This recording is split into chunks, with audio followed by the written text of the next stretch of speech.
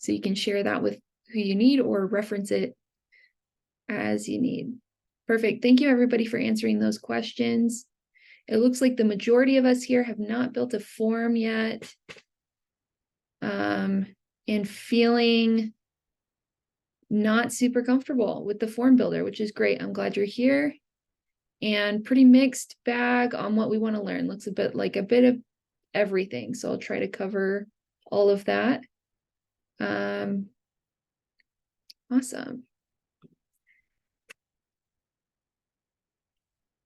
So do a quick introduction. I am Shanna. I am the customer education manager here at Droplet. It's my whole job to help you learn and feel comfortable and confident with Droplet and be able to do everything you want to do with this platform. I have Jordan here with us today. He's on the implementation team and is a great resource. If you've ever worked with him in support, you know he's super knowledgeable. So he's going to be helping us in the chat. He'll be adding helpful links, some notes. Feel free to ask questions as we're going through this training, and Jordan will be able to answer those for you, or he can stop me so that we can backpedal on my demonstrations and make sure that we're answering those questions for you. The links Jordan will be sharing are all from our help center. So if you need to go back to them later, you can always visit the help button in the lower left corner of our app.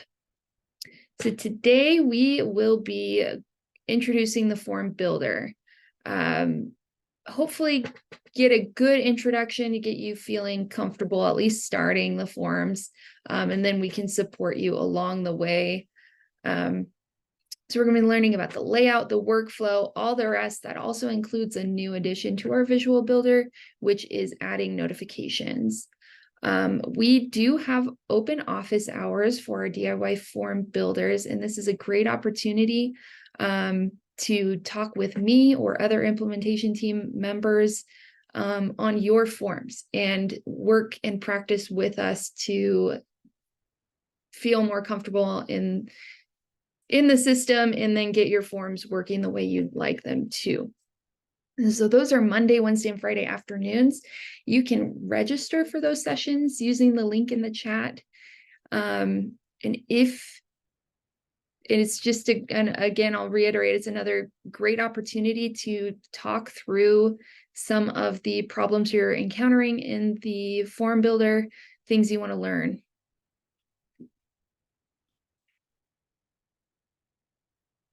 Okay, and I'm gonna.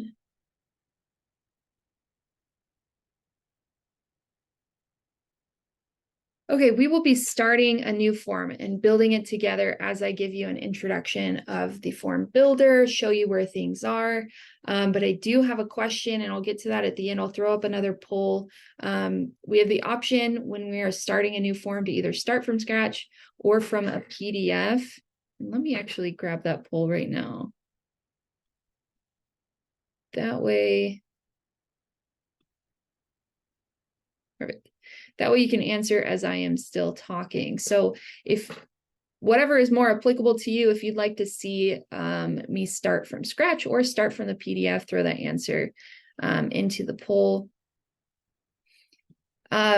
Before we go into actually building this form, you want to know that this is another level of permissions. If you're familiar with Droplet, we do have permissions so that you can cater what the platform looks like and who has access to certain things dependent on their roles and responsibilities. That way people don't have access to the things that they shouldn't. So one of the permissions that we have is this builder permission. So if you are opening up your Droplet application and you do not see this builder button here, please add your name and organization to the chat so that we can make sure we update those builder permissions for you. Another thing you'll see, and I'll just cover these with this new permission here, you will see this builder button added to the forms page. and navigating here to forms, and then you see the forms available and builder here. And then we have two additional buttons up here. One is import, and that's specifically for our Droplet employees. We do have a lot of templates and a lot of forms that can be kind of stripped down from other organizations and imported into yours if you don't want to completely start over forms from scratch. You're open to seeing what those templates are. We have that option to import those forms into your organization, and that's what that button's for. It takes a specific file type, which is a .droplet file. And then we have this plus form button here, and this is how we will be creating new forms. So again, if you do not see those permissions, or you do not see those options within the Droplet application and you are needing them, please add your name and organization into the chat so that we can update that for you, or send an email to support@droplet.io. Okay, so we've got enough people to answer. It looks like we will be starting from scratch.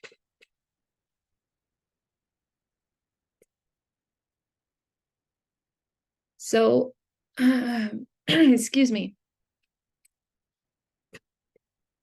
I'll be working in here, but I'll try to go to these slides a little bit so we make sure we're covering everything. So I'm going to go over the look of the visual editor, different component properties available to you, and how to preview those.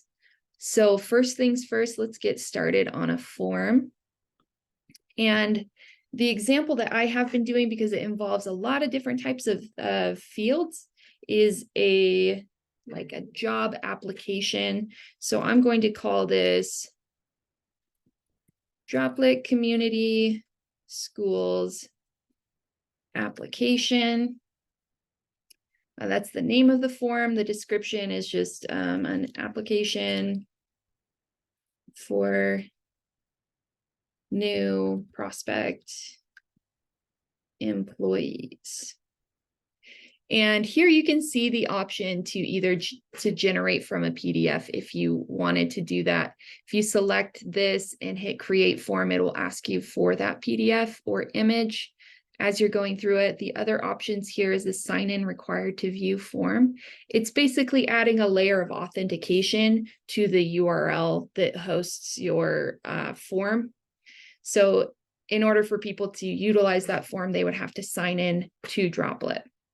That's an option if you want to hide things from, external people. Seeing as this is an application, we'll need external users to be able to access it. So I am going to create the form, and it is opening up a new tab up here, and my Zoom controls just got in my way. With the form builder, click here. I can see that page that I was just on. Here we can see in this header up top, I can see the name of the form that I had just added. I can see that this is a clickable link, and it includes, hey, I created this draft as Marley Superintendent. This is my example account right now. Today at 10:12 a.m. And I can see when it was last saved. You do have the ability to add new drafts as you publish. This is also the place you'll see, version 1 of this form has been published, but I need to make some edits. I can't make edits on a published form, so I will need to create a new draft. And then we have different layers here. So we have our form, which we call our layout layer, and that will show you everything, all of the fields that are being used on this form, no matter what step you are at in your workflow. And then we have our workflow layer, which shows you what steps are involved in this process. Right now, it's just start to finish, start to completed with this pathway here. Here I can see the form has been saved. I have the option to publish. And then this toggle here takes me to the code editor. So if you are comfortable and familiar with working with JavaScript, JSON, like React type applications, you may want to work more within the code editor itself. And then I have a toggle or a 3-dot menu here, which gives you some options. So I have a debug option, which shows me the form as, as it would look to a submitter, plus some state and additional information in this box down here. So I can see what it'll look like on different steps, and I can see what information has been entered. If I have any fields that are doing formulas in the background and not visible, I'll be able to make sure that those are giving the correct values here. Export, this is one that our team uses to take templates or take forms into a Droplet file and import them into another organization, or sometimes to our engineering team to help them debug. And we have the ability to upload an asset. This works well when you are working code side. I will say there's an easier method within the Visual Builder, and then the ability to test a workflow. And that's something that will need to be done within the code editor itself. But those are the options, and then you have your profile here. Important things to note within this is that saved will disappear as I add in, or that publish will disappear and that's saved as I add things in. Droplet does not have any autosave features, and that will be important to you as you're working. You'll want to save continuously. And you do save manually. You can either click this button or do a Command S or Control S on your keyboard. Okay, and then once we move down here, on the left-hand side, we have our component. We have the components available. And you'll see if I hover over a component, it'll pop up with a short explanation and then a link to be able, that'll take you to our help article and that specific component to give you more information about it. You also have, these are divided out into 3 different spaces, and that's the same format is followed on our Help Center article, but these are interactive components here. Then we have more visual components, and then our more complex components here at the bottom. And then if I can move this here, this is what we call our navigation tree.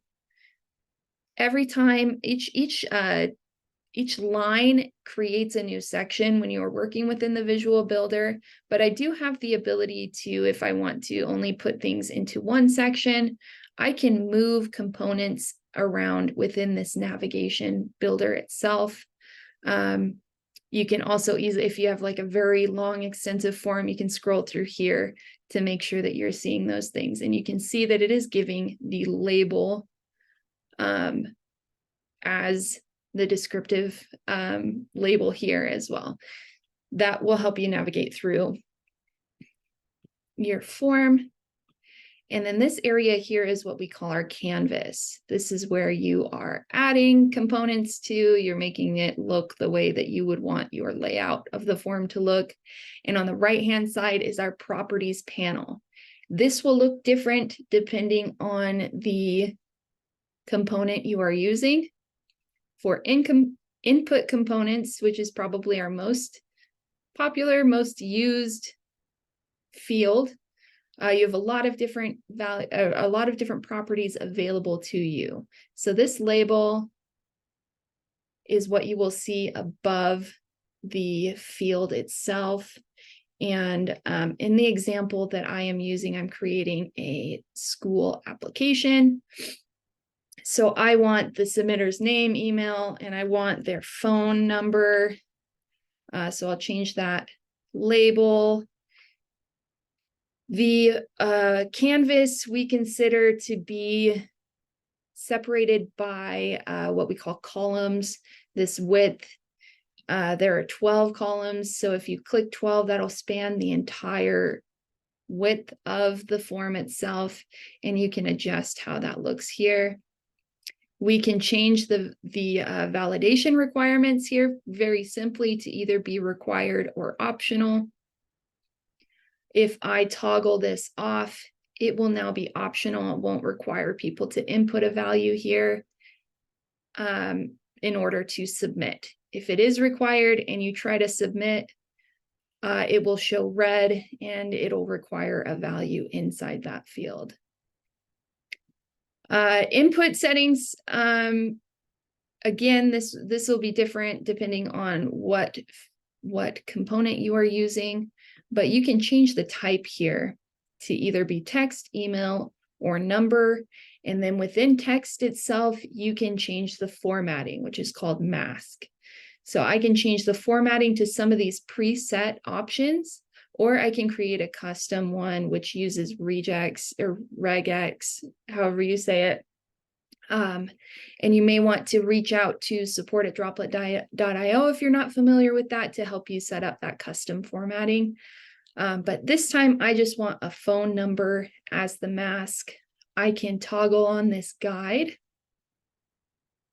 And what I also like to do whenever I use a mask is also add in placeholder text, so people know the formatting expected.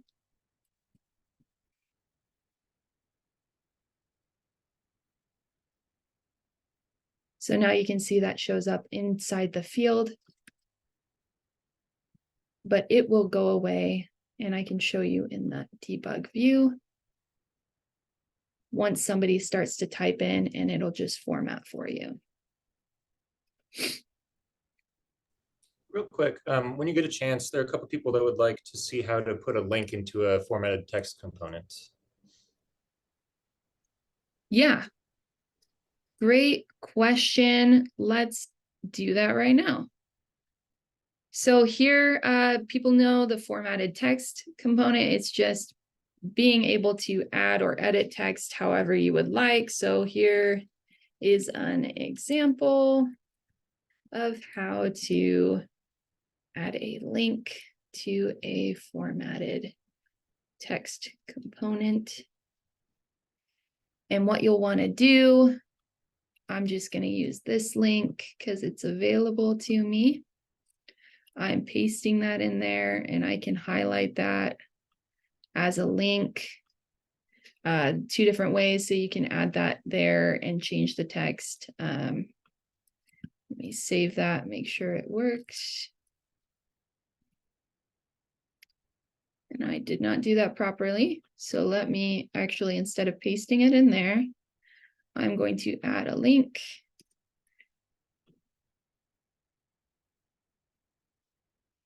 Okay. Link here. And here is a good example of, thinking you know how to do something properly and then troubleshooting your way through it. So I'm going to save that as okay, and it changed slightly changed the color of the font there. So I'm thinking it worked. I'm going to save it, and I'm going to double check again.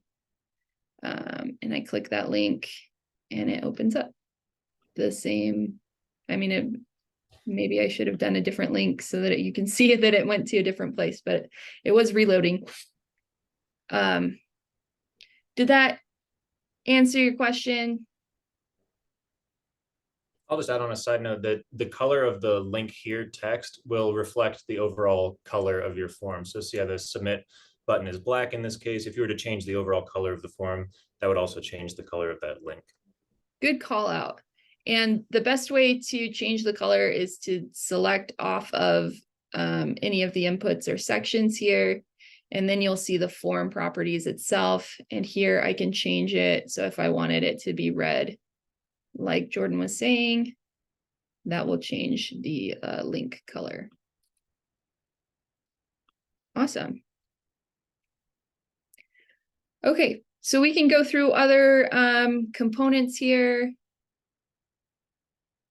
when I am adding a new form, I like to create a header with our logo. So here, this is me adding the image component, and I'll probably want to change the width. I don't want it to be the whole space. And this is the easier way to add in your files. For source here, I can click that cloud button, and then I can select an image or drag and drop it here. So if I select image to upload, here is the logo I want to use. And there it is. It looks kind of small to me, so there are other properties to change here, including the size. That looks a little bit better. I can choose the alignment. Another important thing, and I'll go back to this phone number, would be to change your ID to something that is easily recognizable to you. And I'll show you why this is important in just a moment. So here I'm going to put it as phone number. An ID cannot accept a space as a value. If I try to save, it won't let me. So we use something called camel casing, which anytime there would be a space between words, you just make that into a capitalized first letter there. And then I save that. So now my ID is saved. And then the other thing I want to do is add in our information. So Droplet Community Schools. I'm going to make up an address real quick. Street name, Lehigh, Utah. And I don't remember the zip code for that. This is the information I want. I want it to be a bit bigger.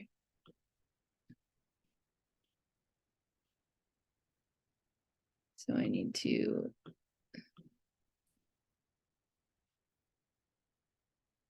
change the size.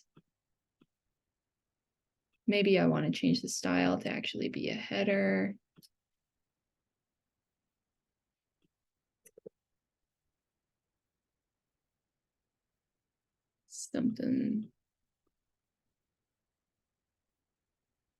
Something like this.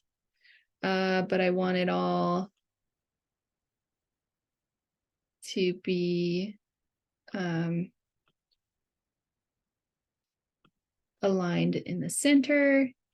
And I think I want to make this not that big. I want to make it inline, so it needed to add up to the 12 for that section right there.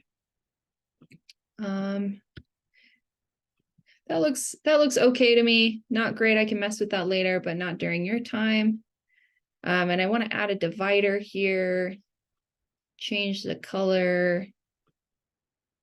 Something like this. Make the weight a little bit bigger. A little bit wider. Okay, that looks good to me. Now I'm working on this area, and this is the section of I kind of want to section things out with like the information from the actual submitter, and then the like work history. So I'm going to actually add a border around this because that helps visually separate that information. And then other, let's try to use as many different components as we can. So I'm going to add in a radio button here. Change the label to say, have you worked for Droplet Community Schools before? I only need 2 options of yes or no.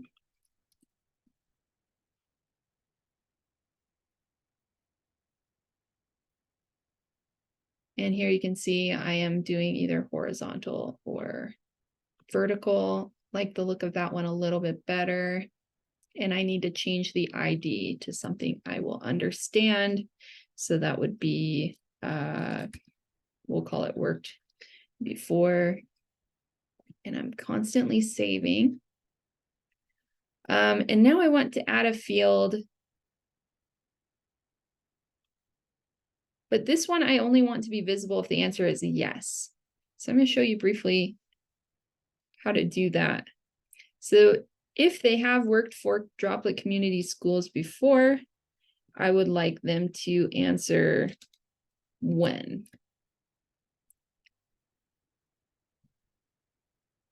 And then to make this only show up when this is yes, I'm going to change the display logic. And display logic takes an expression, which can be very simple. And I'll show you the simplest and most commonly used expression. And the way that forms work is understanding, the label can always repeat itself. So saying when, I can have like 10 questions that have the label of when. What makes it us understand, or the form understand what field you're referring to, is this ID. And that's why I've been changing those. So the ID of this one was worked before. So if worked before, and we have that triple equals, and then I need quotes. So this needs to be a direct copy of whichever option it should be. So in this case, it's yes. If I had a lowercase y, the computer wouldn't recognize those as being exact, so it wouldn't show it. So I have yes, and this is just saying if this field worked before is equal to yes, I want to display. If it doesn't meet those, it's not going to show. So I'm going to save that and make sure that it is working. So I'm going back over to that debug. I'm refreshing so I can see the updates I've made. And that display logic didn't save for some reason.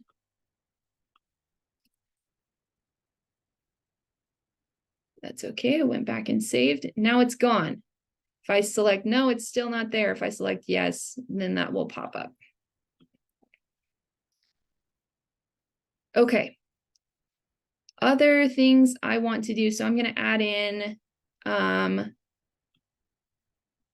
let's do a checkbox. So this will be within a new section. So I'm going to make this the employment section. So I can add even and I want this to actually be in front of that and span the whole width. And I want it to say employment history.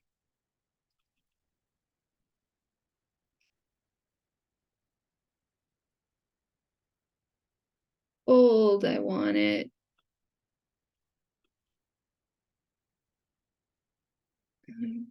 I want the size to be bigger, and I want it to be center aligned. So I'm entering a new section that is for the employment history. And a good example of a question with a checkbox. So, and I don't have my example up in front of me. Off the top of my head,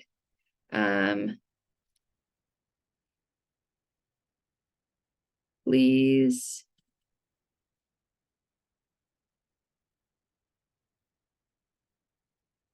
Okay, give me 1 second, actually. I want to make this as applicable as possible. So I'm going to use my example.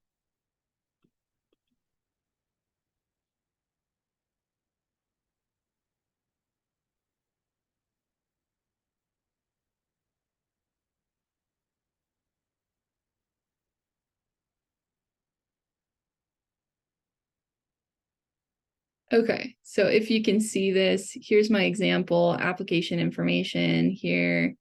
I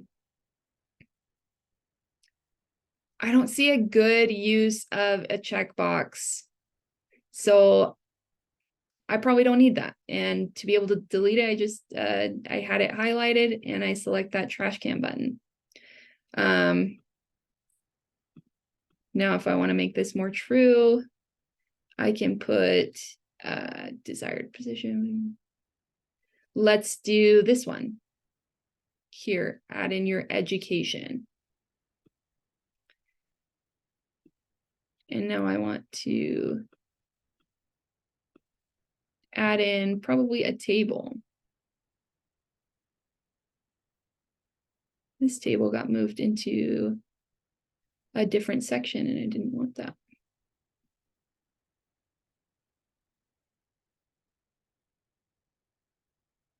So this is the section I wanted in. So I'm going to drag it here. And you can have a label or you don't need a label, but I could just put education history here. Column 1, I look back at my example. I want to add the school, location, date attended as columns and maybe some more.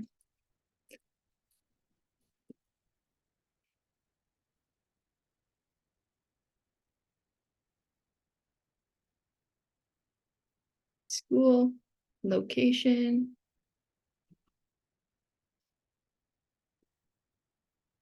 dates, date, about years attended. I like that better.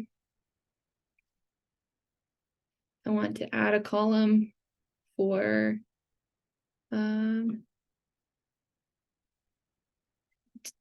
degree.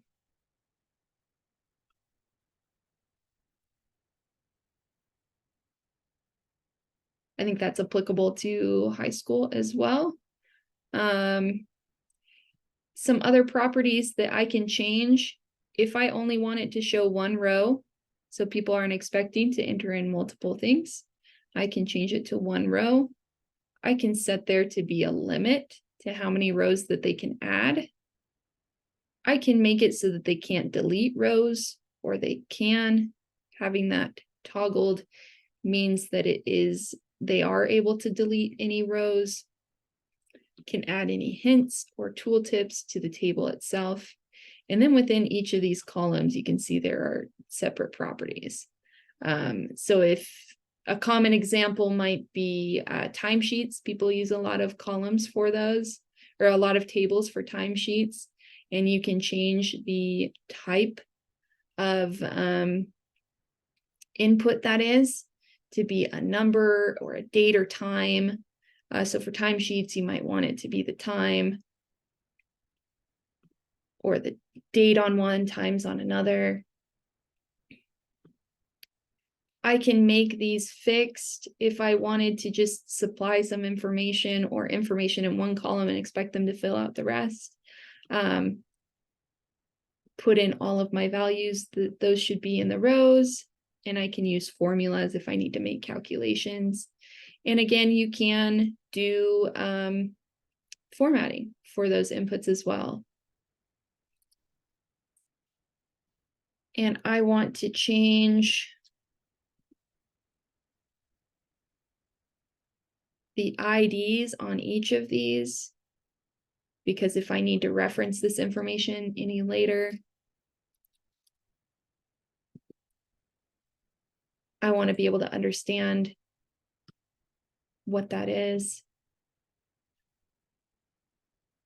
Okay, so after this example, I'm just going to call it okay for now and move on to workflow and notifications.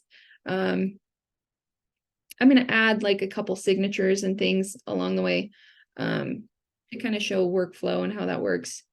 But location.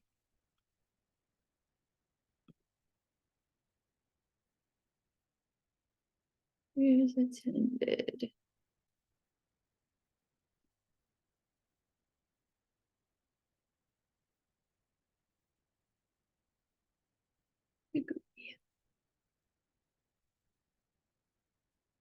Okay, the form is saved.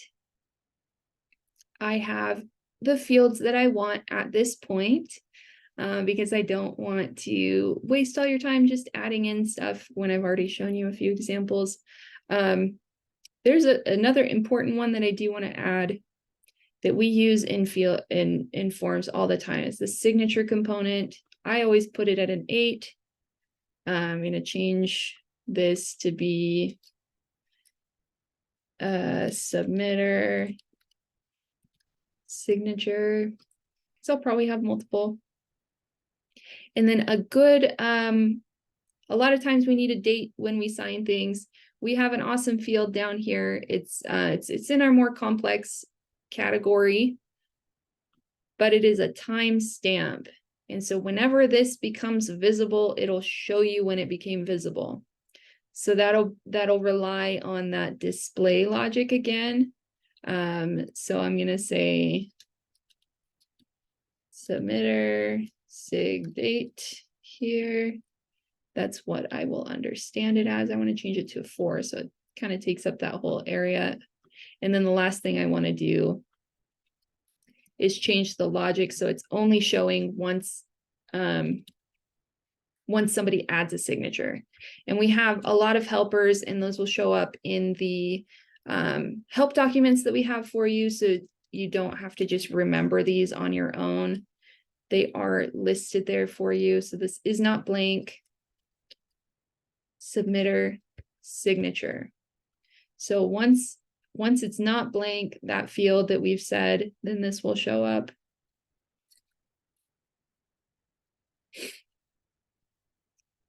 Okay, and then let's move on to workflow. So I have basically what I want the submitter to fill out. After it is submitted, I don't want it to go to completed. So I'm just going to delete that pathway right there. Those should not be connected. I want it to go somewhere else. So what I do, and I did that accidentally, but I can easily just delete that pathway by clicking delete for Mac or backspace for any Windows systems. You can choose either pathway. So this check pathway is when somebody hits submit. The reject pathway is when somebody hits reject, which isn't actually available on the start step. When somebody is initially starting the form. So I am clicking that plus as soon as it's I hover over it and I'm dragging to a new area. I mean, you can drag this wherever you want, whatever makes sense for you is visually seeing it. Label this. I want this to be a review.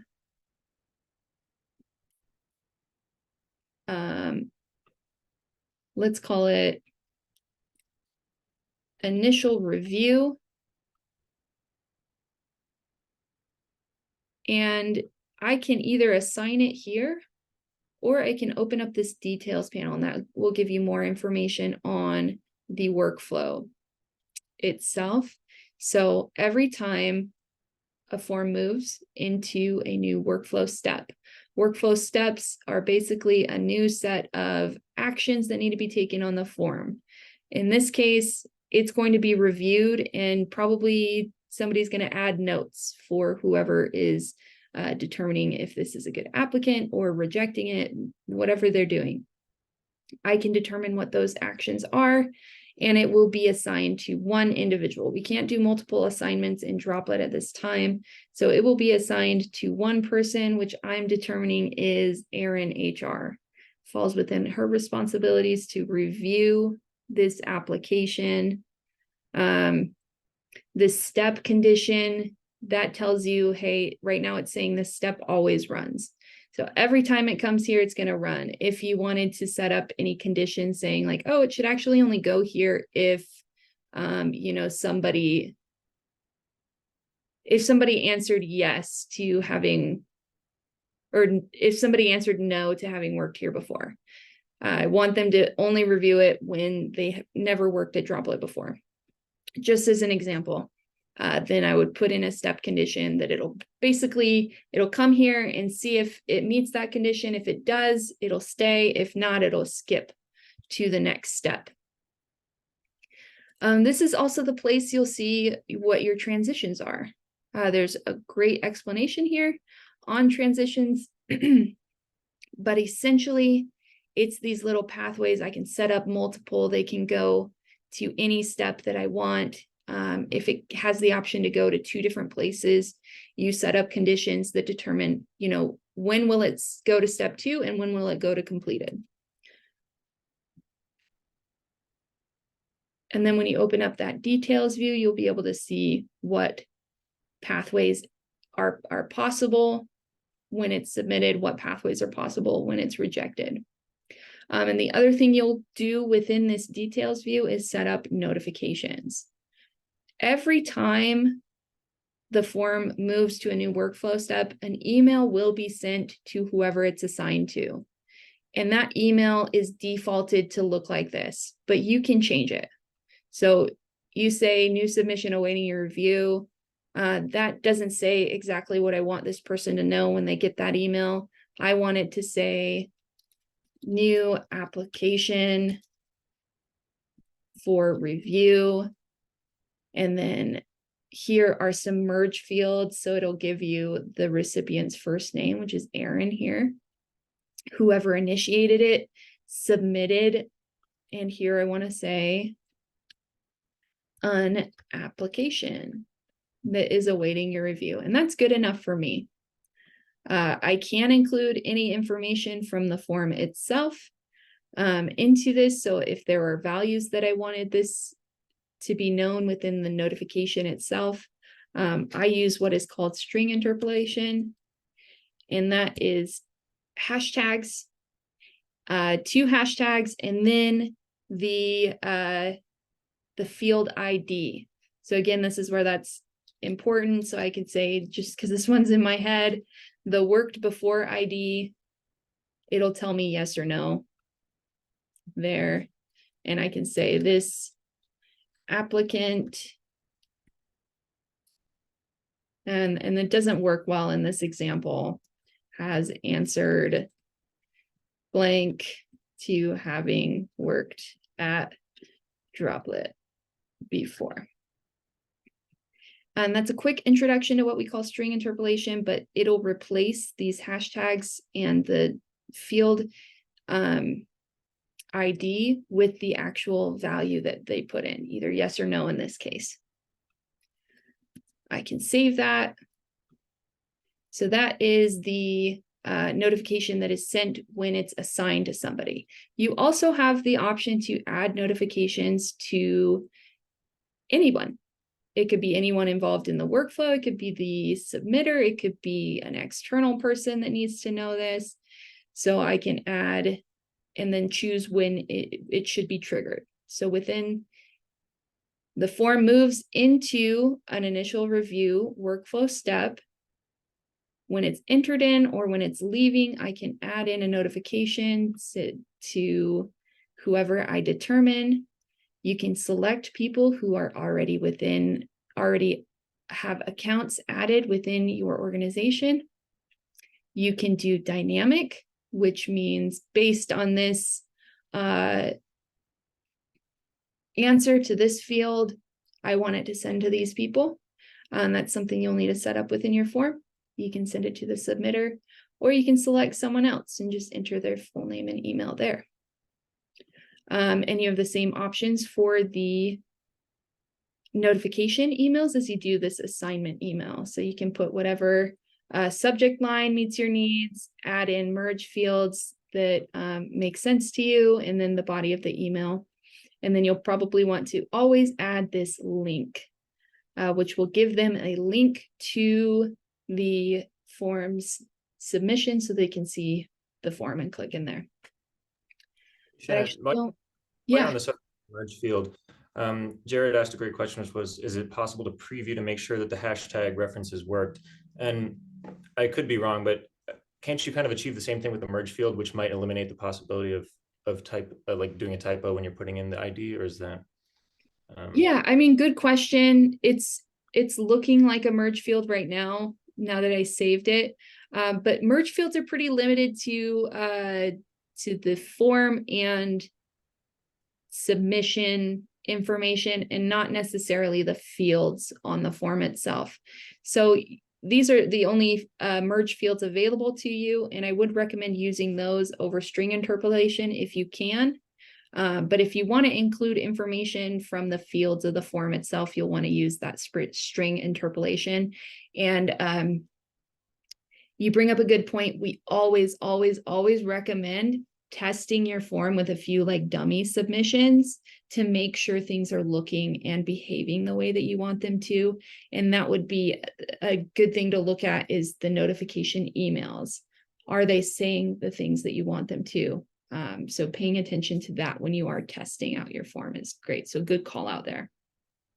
Out of curiosity, does that, you put in the hashtags and then the worked before turned into that kind of gray oval icon. Does that only happen if the ID reference is correct, or will it turn into that gray?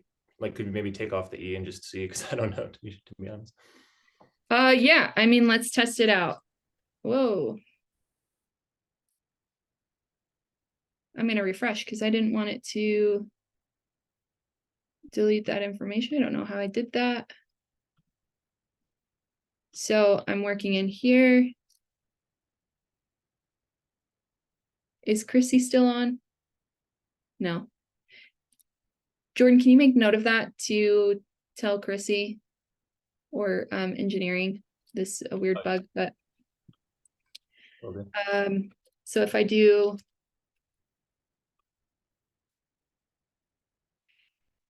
work and I just totally misspell it, it's not going to let me even save. And I think if I go into, no, it didn't add that for me. It didn't even let me save because it was a wrong ID.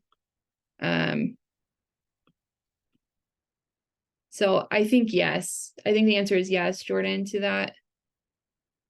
Cool, It awesome. That's should. kind of a good safety measure. And then also it's certainly good to test them out as well. Yeah. Yeah, good to test out. But if it's showing up like this, you probably have it looking correct. Okay. Before we finish up, there is an important piece that we call visibility. And right now that is living within the code editor. You'll see this visibility layer here. Briefly, I want to describe what that is. Each of these workflow steps can look different to the person filling them out. The visual editor does a great job. Every time you add a field, change the input within the visibility, you'll make sure that that is editable on the start step, but it won't do anything for these later steps if you were adding them. So if I have fields that I want this initial reviewer to be able to edit, to be able to see, or that I want hidden from them, that will be defined within the visibility layer itself. And these are things that you can test, and why I pointed it out earlier in this step on the debug, so you can make sure that things are looking the right way. The default is always, if it's not explicitly stated, that it will be read only. So it'll be visible, but you won't be able to edit it. So on this initial step, you can see I can see all of these fields, but I can't actually type into them. So if there was something that I did need to type into, I did need to change on this review step, I want to, within this visibility layer. First off, I don't know why it's not adding my steps. So step 1, and what I would, before you, this is just my natural thing because I'm familiar with the system, but if you don't want to write out the steps, it's easy. Just copy everything. Make sure that these braces are opening and closing. Copy those.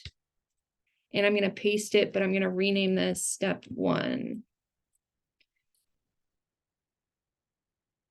But now, so you can see it has all of the field IDs that we have put into our form layout. And it has either added them as read-only or editable. If it's a formatted text, there's nothing to edit, so it just defaults to read-only. Same with images, and those don't necessarily need to be in there, but you don't need to change them if they are.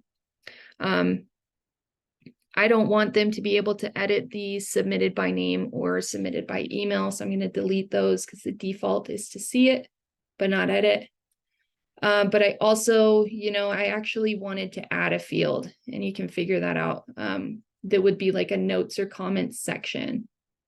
If I go back to my visual editor, I'm going to put in a multi-line at the very bottom for them to review. Set it to say comments. I need to change this ID to say comments so that I understand what that text area actually is. I can add in, I want to make it bigger or smaller, how many characters it should be, if it should be hidden, if it should, other validation required or not. So I've added in this comments, and now, like I said, Visual Builder does a great job adding all of these to the start step.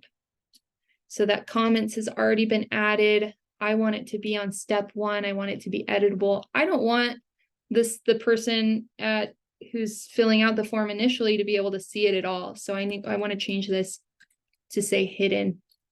So you can do that by field ID, or you can do that even by section. So if you want to hide an entire section that the person filling out the form should not be able to see, you can,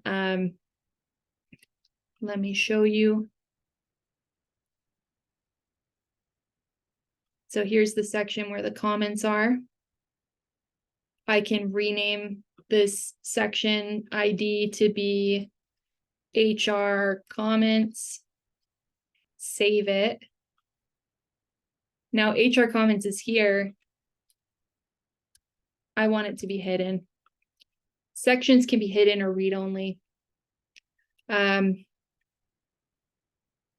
I don't want the person starting the form to see those comments or the section at all if I added some more things in there. Now, when I take a look at this, I see that comment section isn't visible to me on that start step. But if I move to step 1, there it is. It's editable. Everything that I said was, or that I deleted, is read only there.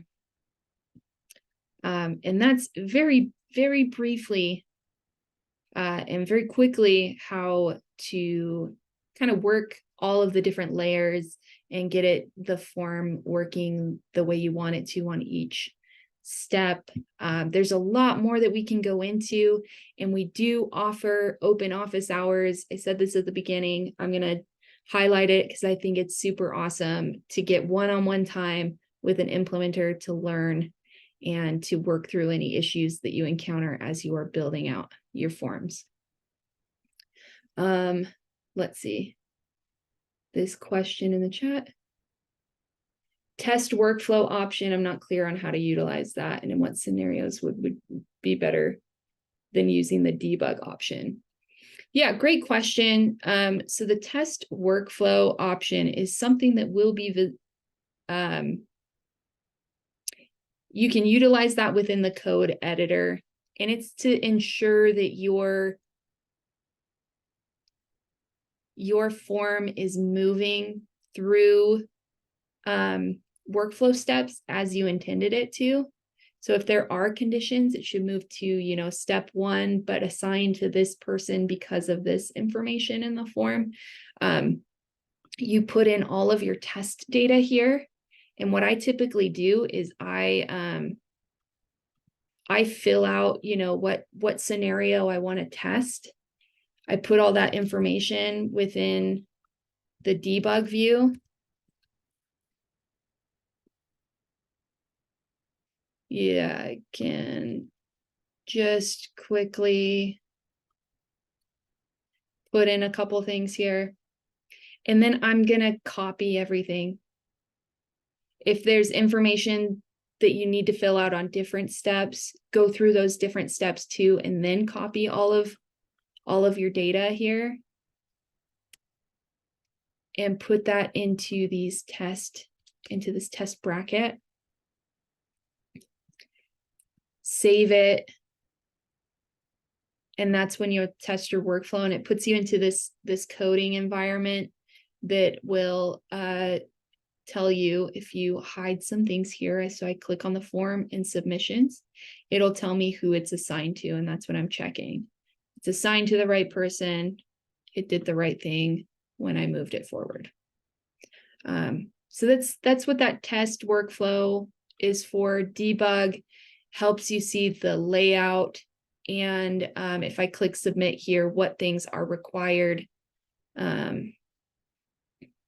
to kind of help you test through each part as you're working through it.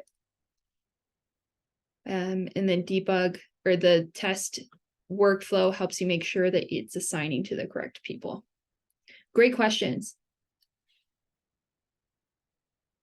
Okay, we are at time here, but I do, if you're not busy, please stick around if you have more questions. If not, there is a survey after this that I would really appreciate you filling out so that I can improve my own training methods here, make sure that I'm giving you what works for you. So I'm going to end